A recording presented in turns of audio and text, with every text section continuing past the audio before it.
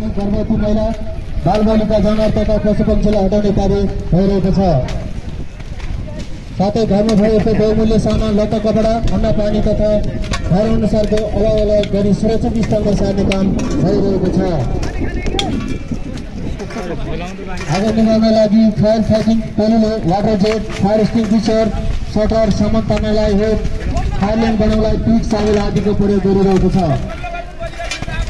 Fire set लगाएको rescue टिमले स्थानीयको घरभित्रबाट रहेका सामानहरू निकाल्ने कार्य गरिरहेका छन् भने आगोमा परि घाइते भएका बिरामीलाई प्राथमिक उपचारको लागि मेडिकल टिम रहेका स्थानसम्म लाने कार्य गरिरहेका छन्।